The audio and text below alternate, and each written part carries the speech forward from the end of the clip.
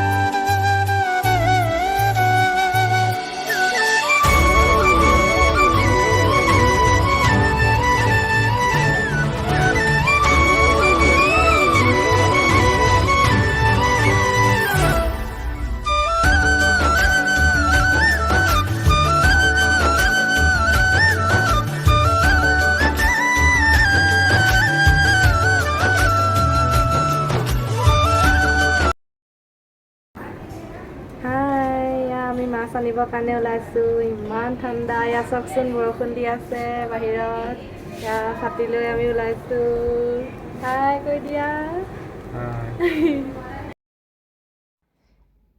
এয়া চাওকচোন আপোনালোকে আমাৰ ইয়াত এদিন বৰষুণ দিওঁতেই ইমান বোকা হৈছে হ'লেও আমি ওলাই আহিছোঁ আৰু এনেদৰে কিবা কিবি অলপ ল'বলগীয়া আছিলে সেইকাৰণে ল'বৰ বাবে ওলাই আহিছোঁ এতিয়া আগলৈ আপোনালোকে চাই গৈ থাকক আমি আজি বজাৰৰ পৰা কি লওঁ আপোনালোকক দেখাম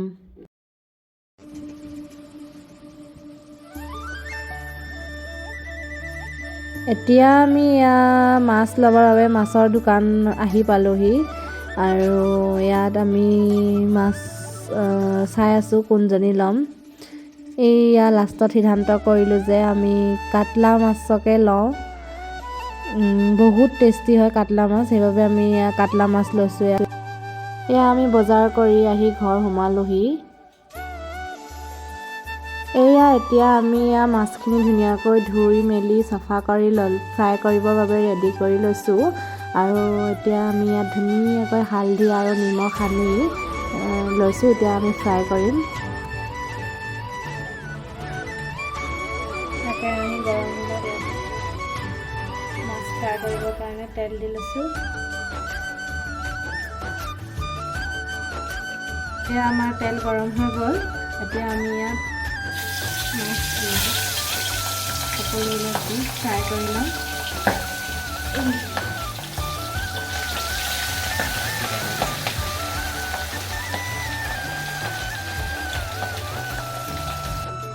এয়া আমি বহুত বেছিকৈও ফ্ৰাই কৰি ল'ব নালাগে অলপ অলপ ফ্ৰাই কৰি ল'লেই হ'ব আৰু এই মাছটো যে খাবলৈ বহুত সোৱাদ হয় আপোনালোকেও কেতিয়াবা খাই চাবচোন মাছটোৰ নাম হৈছে কাটলা মাছ আৰু ইয়াত এই মাছটো আপোনাৰ সৰু ল'ৰা ছোৱালীকো দিব পাৰে মানে এই মাছটোত বেছিকৈ কাঁইট নাথাকে খুব কম কাঁইট হয় সেইকাৰণে আমি এই মাছটো খুব আৰু সোৱাদো খুব বেছি আছে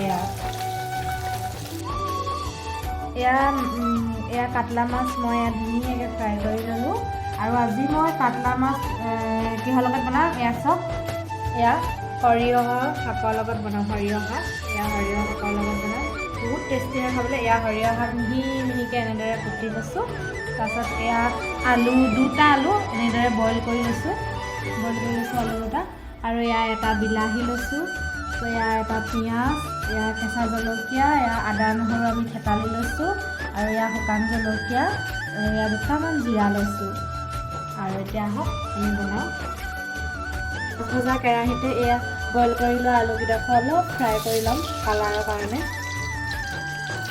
ধুনীয়া কালাৰ এটা আছে তেতিয়া আমি ফ্ৰাই কৰি ল'ম অলপ সময়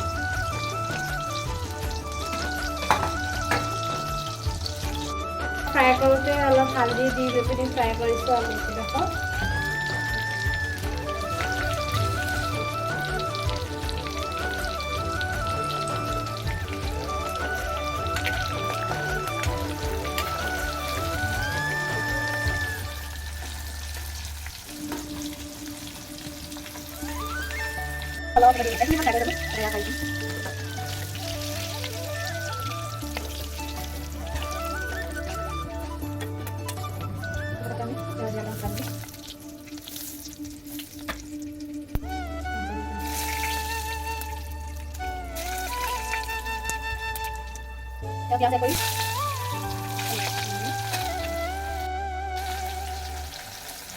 হালধি সদায় মই তেলত দিওঁ, মানে তেতিয়া কালাৰটো ধুনীয়া হয়।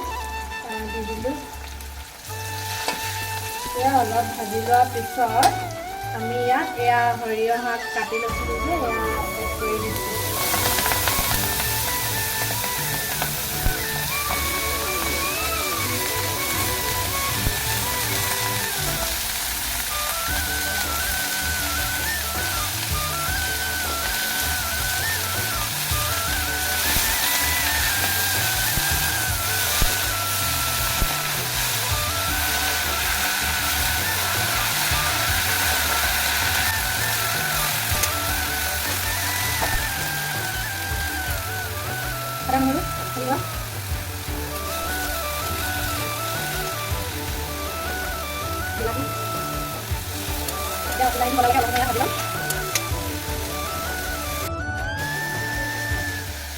আন্দাজ মতে নিমখ,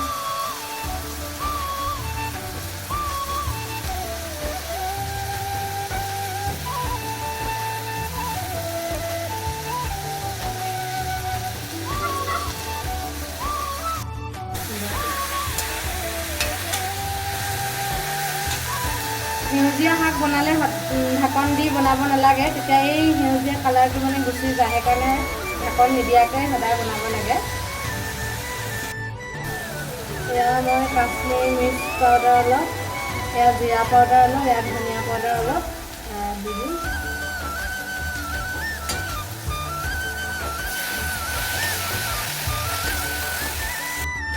এয়া অলপ দেৰি ধুনীয়াকৈ ভাজি লোৱাৰ পাছত এয়া ভাজি লোৱা আলু মই ইয়াত এড কৰি দিছোঁ।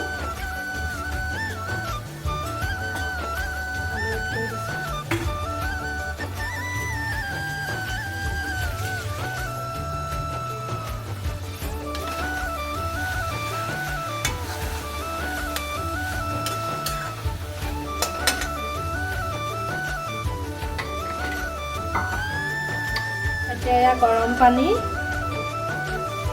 পৰিমাণ অনুযায়ী ঢালি দিওঁ, যিমান জোল লাগে সিমান দিওঁ। অলপ সময় উতলাই লোৱাৰ পিছত এতিয়া আমি ইয়াত মাছ এড কৰি দিম। আমাৰ দুজন মানুহ, গতিকে আমি দুডোখৰ দিছোঁ। এয়া 5 মিনিটমান উতলোৱাৰ পিছত এয়া আমি কেঁচা জলকীয়া দুটা এড কৰি দিম, কাৰণ লাষ্টত কেঁচা জলকীয়া দিলে চব্জি সোৱাদ আৰু টেষ্টি হৈ যায়। আৰু এতিয়া আমাৰ এয়া সৰিয়হ আৰু মাছৰ ৰেচিপি খাব পৰাকৈ ৰেডি হৈ গ'ল।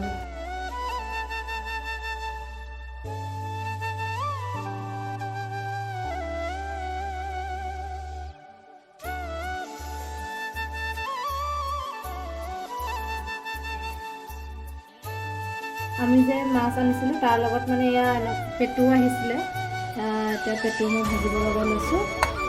এতিয়া সেইকাৰণে আপোনালোকৰ এইটো ৰেচিপি শ্বেয়াৰ কৰি দিম বুলি ভাবিছোঁ আপোনালোকৰ লগত। এয়া পেটু হালধি নিমখ আনি লৈছোঁ আৰু ভাতৰ লগত ভাজিম মই, সেইকাৰণে এয়া ভাত বনাইছিলোঁ, এয়া গৰম গৰম ভাত অলপ লৈ লৈছোঁ আৰু এয়া ধনিয়া কাটি লৈছোঁ, এয়া আদা নহৰু কুটি লৈছোঁ, জলকীয়া অলপ সৰহকৈ লৈছোঁ আৰু এয়া পিঁয়াজ। এতিয়া বনাওঁ। এয়া কেৰাহীত মই অকণমান এফুটমান তেল দি লৈছোঁ, কাৰণ আমাৰ পেটুৰ লগত তেল বহুত আহিছে, সেইকাৰণে অলপমান দিছোঁ। এতিয়া ইয়াত মই এয়া এড কৰিম। এতিয়া একো কৰিব নালাগে, নিজে গলি যাব।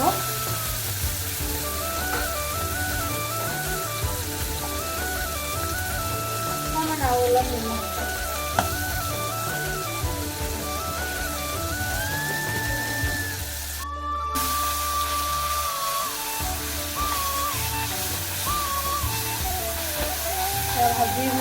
তেলটো উলিয়াই ল'ম।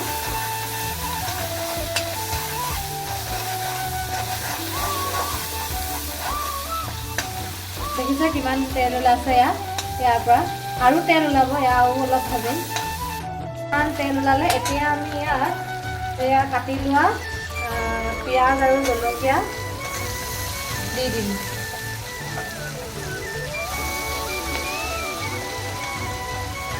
পিঁয়াজ জলকীয়া আৰু কাটি লোৱা আদা নহৰু সকলোবিলাক ইয়াত দি দিম।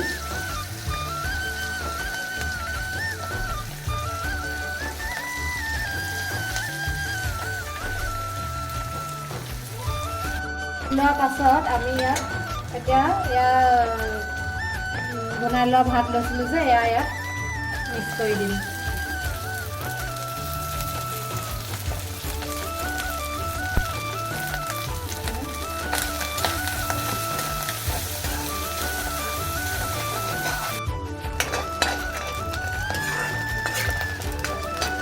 ইয়াত কিমান তেল ওলালে চাওকচোন।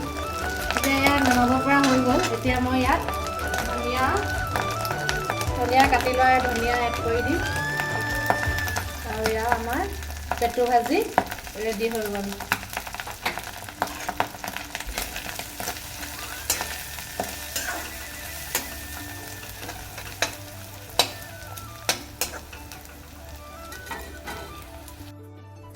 এয়া চাওকচোন কি ধুনীয়াকৈ আমাৰ ইয়াত পেটু আৰু ভাতৰ লগত বনোৱা চব্জি ৰেডি হৈ গ'ল, মানে জলকীয়া ভাজি ৰেডি হৈ গ'ল। আৰু এতিয়া আমি খাম, আমাৰ খানা ৰেডি হৈ গ'ল। আৰু আপোনালোকে যদি মোৰ ভিডিঅ'টো চাই ভাল পালে তেনেহ'লে like, comment, share and subscribe কৰি দিব। আৰু আপোনালোকে যদি মোৰ নিচিনাকৈ এনেদৰে বনাই খাই চোৱা নাই তেতিয়াহ'লে মোৰ ভিডিঅ' চাই আপোনালোকে বনাব বুলি মই আশা কৰিলোঁ। Bye bye.